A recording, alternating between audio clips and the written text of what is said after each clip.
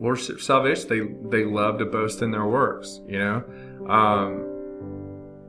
all religions pretty much love to boast in their works, It's hard to find a good church that understands the true gospel in these last days, in these days of apostasy.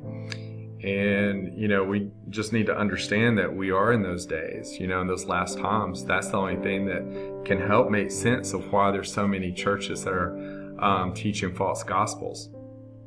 But,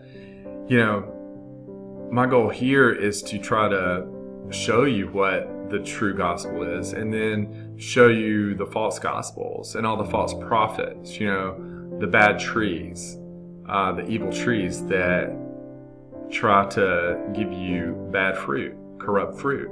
They can't produce good fruit.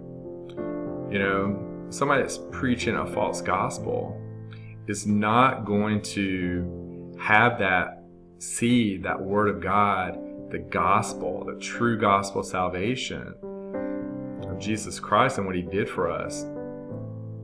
They're not going to be able to deliver that. It's not part of them. It's not in their genetic makeup. Like Philippians 1:11, being filled with the fruits of righteousness, which are by Jesus Christ unto the glory and praise of God. So it's not our glory.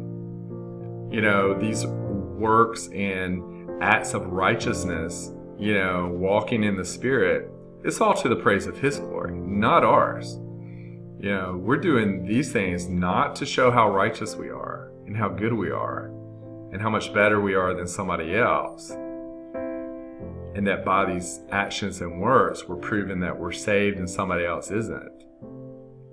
That's the opposite of how we should be walking in the Spirit.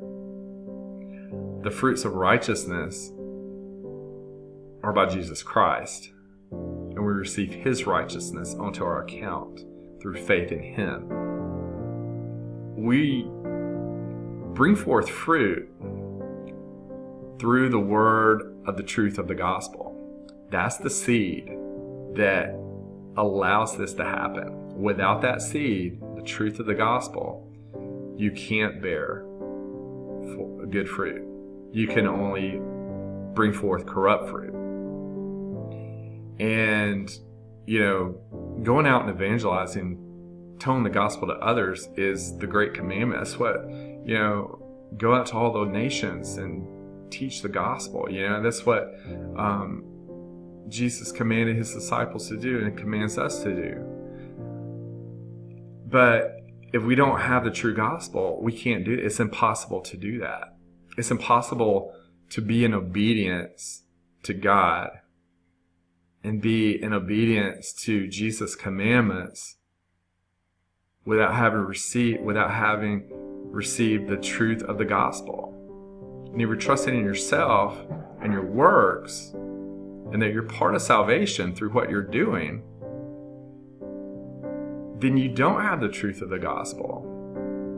It's impossible to be in obedience. But these Lordship salvation thinks they are in obedience. When they're in disobedience, they're workers of iniquity, because they're working, trying to show how good they are by what they've given up and repenting of their sins, but it's unequal with God's perfect work on the cross. Therefore, they're workers of iniquity.